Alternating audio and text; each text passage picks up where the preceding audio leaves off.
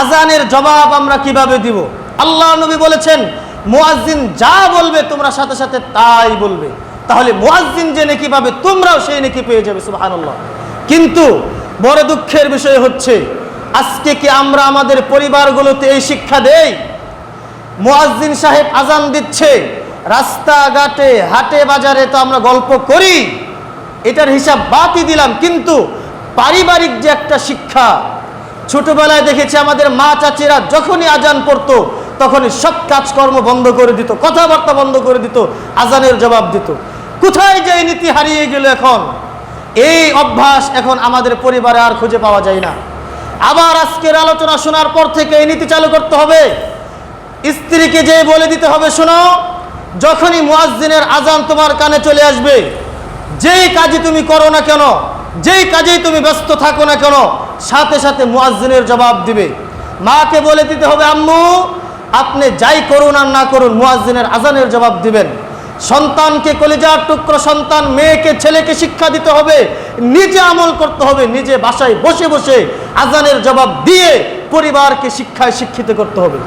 সম্মানিত উপস্থিতি, বলছিলাম আজানের জবাব আমরা কিভাবে দিব। বুখারী শরীফ এই গ্রন্থের 611 নম্বর হাদিস খুলে দেখবেন। এই জায়গায় আল্লাহর নবী বলেছেন, হাদিসের বর্ণনাকারী আবু সাঈদ খুদরি রাদিয়াল্লাহু তাআলা আনহু, তিনি বলেন, নবী মুহাম্মদুর রাসূলুল্লাহ সাল্লাল্লাহু আলাইহি ওয়াসাল্লাম বলেছেন, ইযা সামি'তুমুন নিদা, যখন তোমরা আজান শুনবে, ফাকুলু মিসলা মা ইয়াকুলুল মুয়াজ্জিন, মুয়াজ্জিন যা বলবে তোমরা তাই বলবে। এখন কথা হচ্ছে, মুয়াজ্জিন সাহেব যখন বলে আশহাদু আন্না মুহাম্মাদার রাসূলুল্লাহ, তখন কি আমরা সাল্লাল্লাহু আলাইহি ওয়াসাল্লাম বলবো?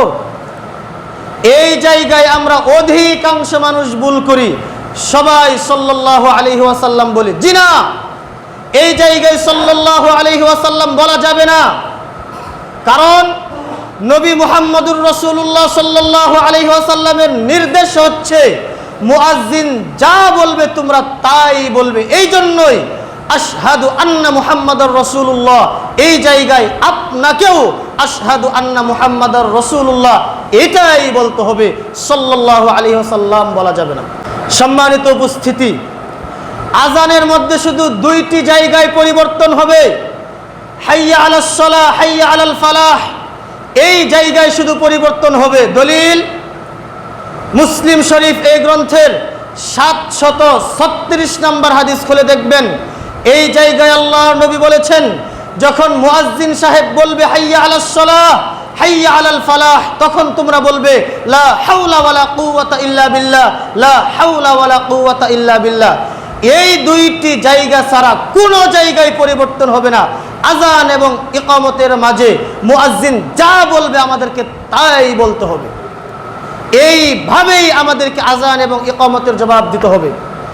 বড় দুঃখের সাথে বলতে হয়, বুখারী এবং মুসলিমের স্পষ্ট সহিহ হাদিস থাকার পরেও আমাদের সমাজে জয়ীফ এবং দুর্বল হাদিসের উপর আমল করা হচ্ছে। কিভাবে?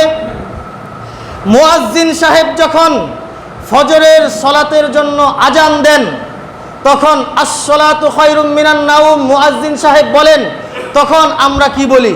সাদাক্তা ওয়া বারাকতা। একদম জাল এবং জয়ীফ হাদিস।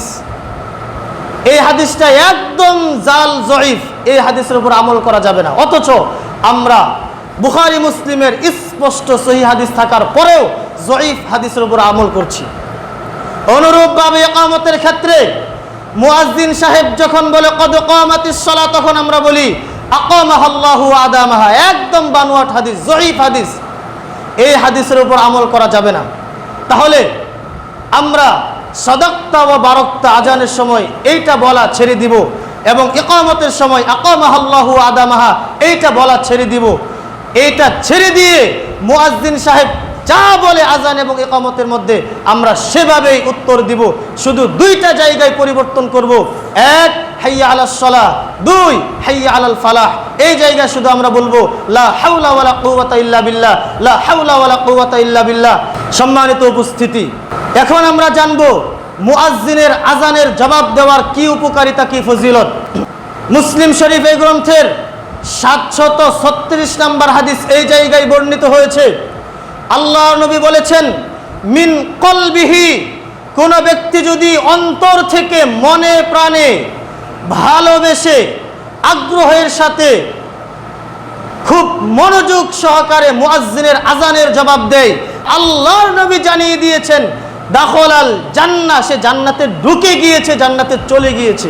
এই হচ্ছে মুয়াজ্জিনের আজানের জবাব দেওয়ার ফজিলত। সম্মানিত উপস্থিতি, এই ছোট্ট ছোট্ট আমলগুলো আমরা আমাদের নিজেদের জীবনে আমল করার চেষ্টা করি। আল্লাহ আমাদেরকে সে তৌফিক দান করুন, আমিন।